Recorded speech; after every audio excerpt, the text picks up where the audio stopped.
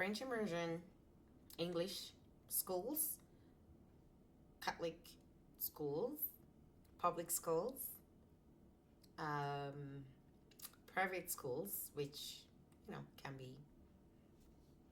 Anyway, these are all the options of schools that we had to decide on where do our kids go, and we finally decided.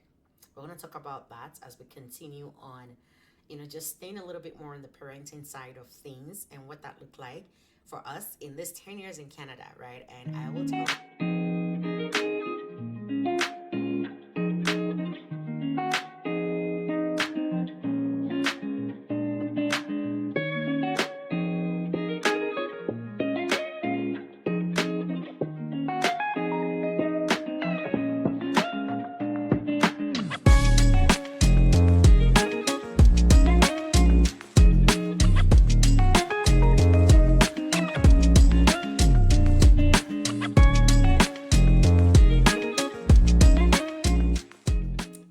All right, welcome back. My name is Anita Adefie, and for those who don't know, I have been chronicling just what my 10 years journey in Canada has looked like. And on this channel, which is my private channel, my personal channel, I've just really been talking about what that looks like, from decisions we've made with our family to challenges that I've experienced, my reality versus my expectations of Canada, my near-death experience, and right now we're just sort of in that phase where we're talking about what the parenting journey has looked like, right? And in the previous video, or the last episode on the series, I had talked about just how we made the daycare decision and what daycare realities were like for us 10 years ago when we first needed to put our kids in daycare, and what that has looked like financially, what that looked like financially, and today I just want to talk about school and school options. All right. So like I mentioned earlier, for us the options. First of all, fun fact: education is a provincial jurisdiction issue in Canada. Okay, so what that means is that the provinces, not the federal government, decides what the curriculum looks like. Decides, of course, working with the school boards. They also decide what the curriculum looks like, what programs to offer at schools.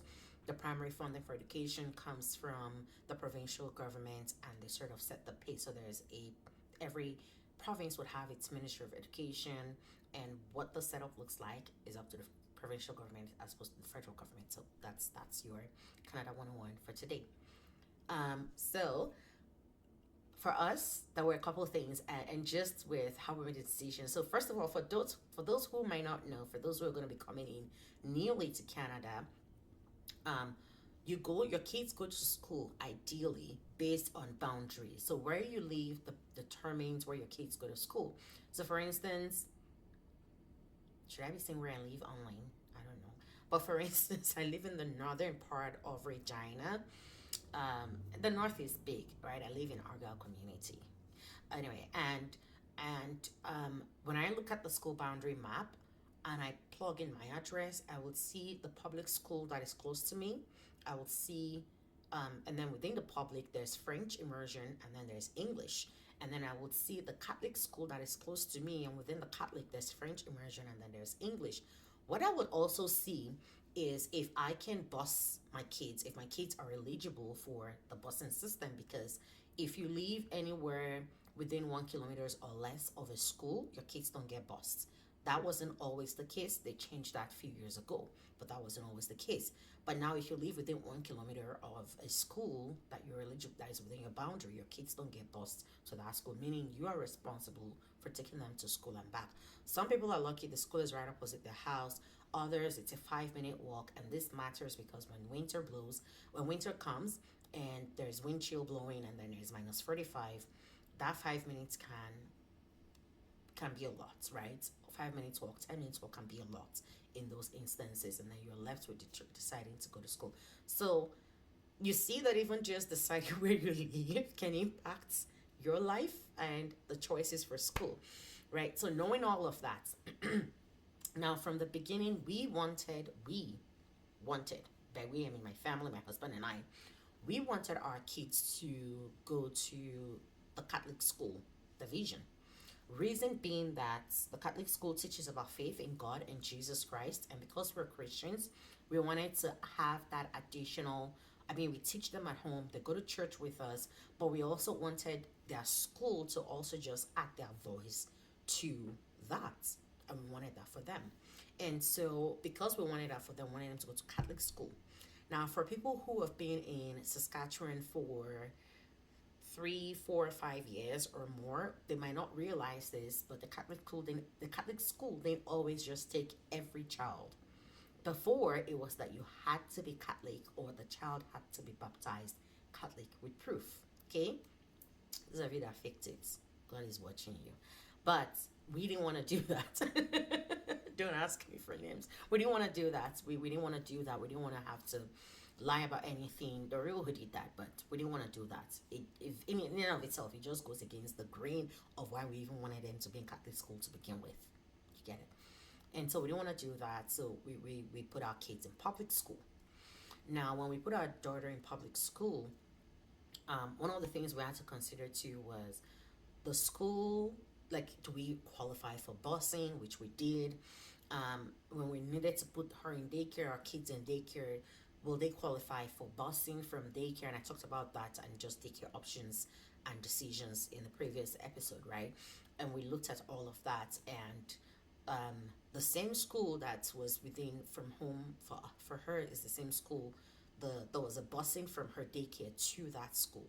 Some daycares would have a couple schools that might um, bus kids from there, right? And so it worked out whether it was from home or from daycare. So it didn't really matter for my daughter. And so when we made that decision for my kids, when we made that decision, so she at the time was the only one that was in school. So she started out in public school. She started out in public school. We eventually pulled her out of public school. There are a couple other reasons.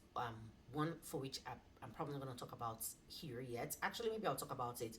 And when I talk about it, I'll also say this, which is that sometimes when you see things happen at school that you're not comfortable with, don't be afraid to speak up and voice your concerns, because as a parent, you have every right to know what's going on in your child's life. You do, right? So, aside the fact that we moved houses, right? And I talked about how we had bought a first home and then we later moved to something bigger. So we had moved houses and they were no longer going to be eligible to go to that school. So either ways, they were going to change school. And as at the year we moved houses, that same year my son would be eligible to start school. So we needed somewhere that they'll both go, and we both wanted them to be in French immersion. So first of all, we decided as a family that we wanted our kids to learn French, no matter how little. Canada is a bilingual country, and that's what informed our decision on that. Canada is a bilingual country.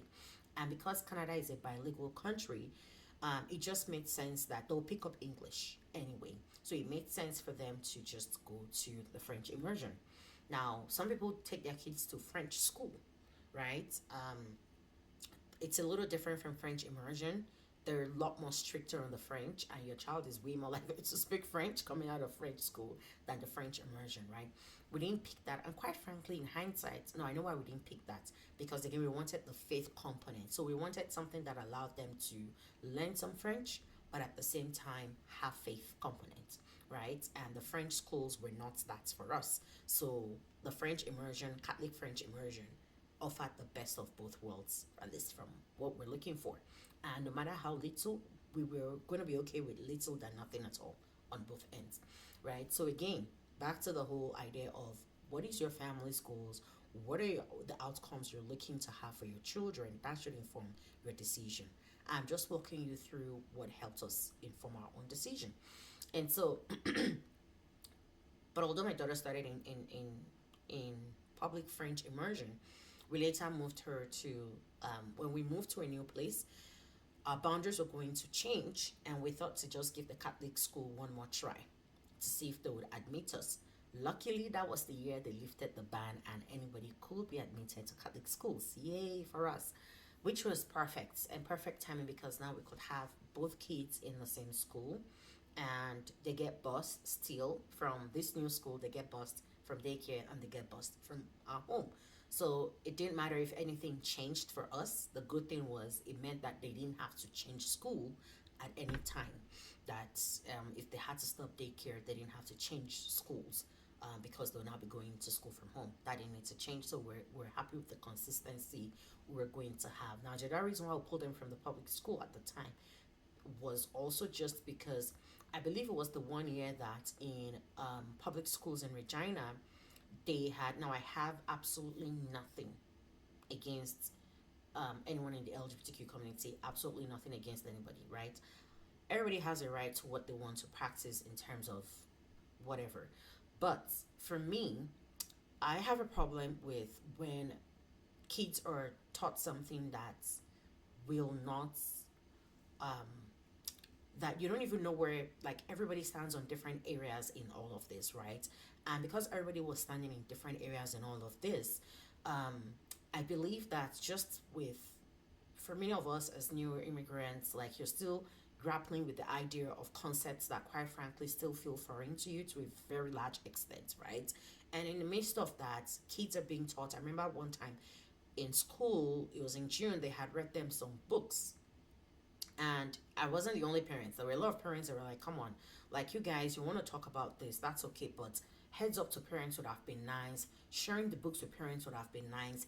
A communication to parents would have been nice. We're all just minding our business. Kids are coming home and asking all of these questions, and you're wondering what just happened. And it turned out that they had, over the course of school that day, they had read several books to them on gender identity, or like alternate gender identities, sexual orientations, and all of that. And I'm like, come on. Now, for us, we've always tried to have the concern with our kids, but this was what my daughter was 6 years old, 7 years old at the time, somewhere there, right? And so, age appropriate wise, there was just so much you can read, and they were reading these books to the whole school. And I think that really just left a bad taste in a lot of parents' mouth. Like, you can't just do that, right? At least have a conversation with parents. So that just coincided with exactly the same time that we had moved, which was exactly the same time that the Catholic school also lifted the ban, the restrictions on you had to be Catholic to go to the Catholic schools. So we just moved our kids there because, again, like I said, it just gave us the perfect combination of what we wanted. And to be honest with you, communication wise, oh, but that wasn't even all. The second thing too was, and I'll tie this one into the next episode where I'll talk about empowering your child to have um, conversations around racial discrimination. The second reason why I knew that whatever the case, I was still going to likely move my kids out of the school. At this point, I almost didn't want to care about the French anymore. We were willing to move them out into the private schools. The second reason was because in the public school, this is not to bash public school, by the way. Again, sharing my perspective, sharing my experience, sharing my concerns, right? And just to educate other people to be aware that sometimes these things happen, and how we have dealt with it, and how we expect to, how maybe you can think about dealing with it as well, right? Like, when they read the book, we didn't go and fight anybody. We didn't do anything. We just went to the principal. We had a conversation and said, we would appreciate, we emailed the school actually and said we would have appreciated heads up that you were going to read these kinds of books to our children, just to at least bring parents up to speed.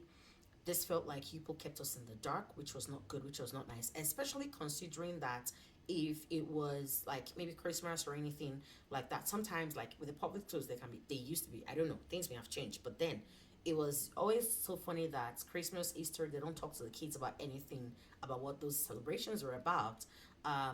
Cool, right? But the other thing too was even just with racial discriminations that and bullying that my daughter was experiencing in the public school, and how the school dealt with it. So this one in particular, I remember one time, like, my daughter will go to school and come back. My daughter loves school. My daughter especially, my kids love school, but my daughter especially, she loves school. I've seen my daughter sick. I'm trying to say, you're not going to school today, and she's crying and saying, no, I want to go to school. Love school. But then I started experiencing she was sort of withdrawn. She didn't want to talk as much, and she's already not a much of a talker. But it was worse. She was avoiding people a whole lot more. Again, avoids people, but a whole lot more.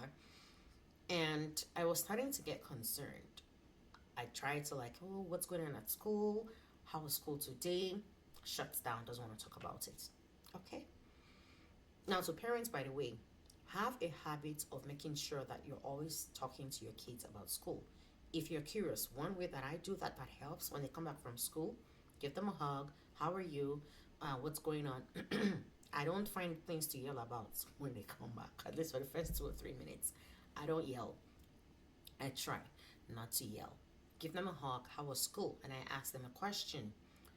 Anything fun happened today at school? So they tell you something that really excited them, you know, and then I ask anything not so fun, and they're like, yeah, this happened, okay. And then I ask a third question, anything annoying happened, okay. Now, keep this consistently up, and then the day there's an issue, you will know. Because if it's something that they feel really overwhelmed by, you can see that they have a different reaction and you can quickly jump on it. They won't always probably want to share, but then there are ways that you sort of, okay, you can let them be. And then sometimes you revisit to say, okay, do you want to talk about what happened then? Or was it, sometimes I might narrow it down to, was it something on the bus? They might not say what it is. Was it something on the bus? Was it your friend? Was it your teacher? Was it this? Was it that? You might find answers that just sort of help you piece things together, and then you can narrow it down. If it's something on the bus, then you can go talk to the bus driver. If it's something at school, then you can talk to the school and figure out from the teacher what happened. If it's something with their friends, that might be hard because nobody's going to talk to you about other people's kids at school, unfortunately, right? So knowing all of that, so I strongly encourage figure out what's going on in your children's lives. And so I remember that started happening. My daughter was getting more and more withdrawn. She didn't want to talk about anything. So I sent a message to her teacher and I said, this is happening, this is going on. What's like, is there something you've seen, observed? Is there something bothering her? And then with time, one day she just came back and she blurted and said, hey, these two boys on the bus were always bullying her. They'll bully her at school. They'll bully her. They were our classmates. They'll bully her on the bus. That the bus driver told them to stop and then change seats with them. I thanked the bus driver and I thought, okay, maybe it was just in the bus. Turned out it was also in class. So I reached out to the teacher, sent several messages, no response. Called, left, um, um, called the school, told them to, have the teacher call me back, no response. Emailed, no response. But every time there was like information to be passed across, we would hear from the teacher.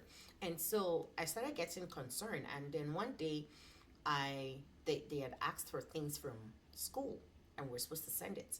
And I picked something from the list and I responded to the teacher on Seesaw. And then I said, I'm going to provide this and this and this items. And she responded and said, oh, that's so nice of you. Thank you. By the way, it was a family heirloom that I never received back. They lost it. But that's, by the way, I forgave them. And then I quickly emailed, sent a message back and said, hey, just so you know, I've been trying to reach you, sent all these messages, I haven't heard anything. My daughter says that there are boys that are bullying her at school. I need to talk to you. Is this something you're aware of? I just wanted to even hear her perspective as a teacher, right? Nothing. So I messaged again after like 5 minutes. I was like, hey, you know what? I forgot. Do you want me to give you this so that I intentionally sent this next message? I can't even lie. And she responds back and I immediately followed up with, could you please reply to the emails and all of this that I've sent about my concerns? Still nothing. What would you do if you were in my shoes? Let me know in the comments. But here's what I did. I sent her a very lengthy email. This time an email. I didn't even bother with sister anymore. I sent her a very lengthy email. Not too lengthy. But I said, I've been trying to email you. Here's this. I painted the scenario, the situation. And then I put all the touch points that I've tried to have with her. She refused to respond. And then I said, I will be sending, if I still don't hear from you by the morning, I will be forwarding this email to your principal. If the school does not take necessary action against this issue, I will be going to the school board. If the school board fails to address this issue, I will be going to the media.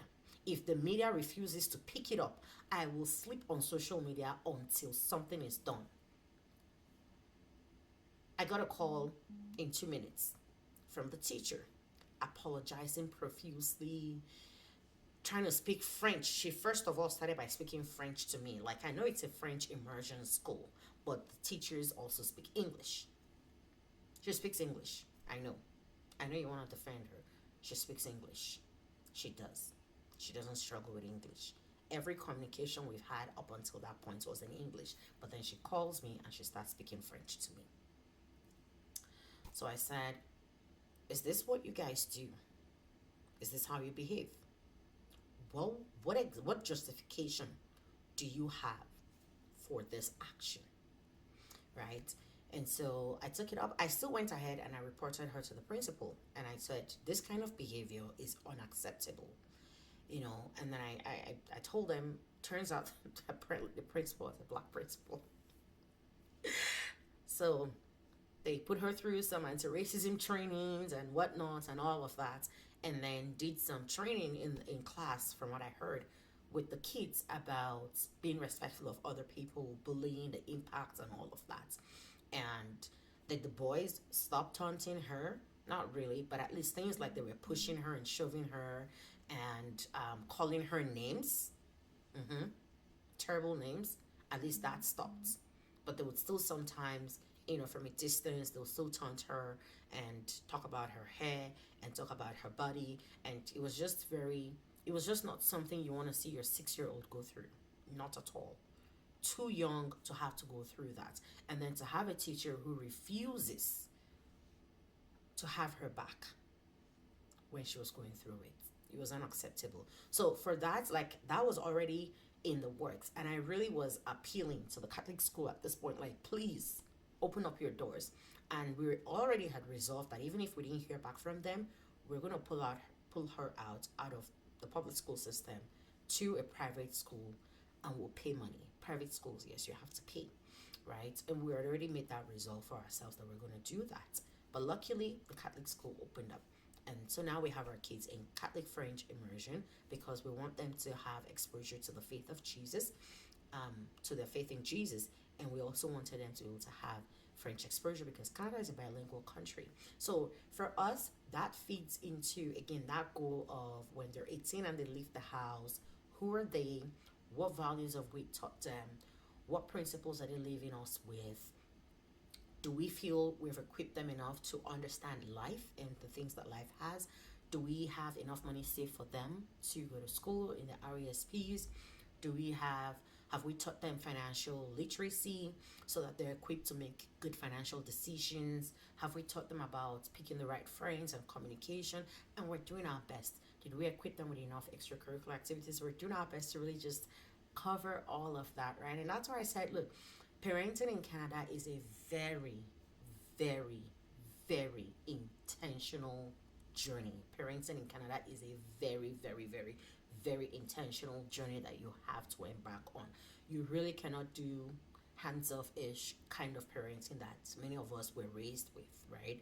And or that we would even maybe sometimes do when we're back home, because you have aunties, uncles, cousins, big cousins, grandma, grandpa.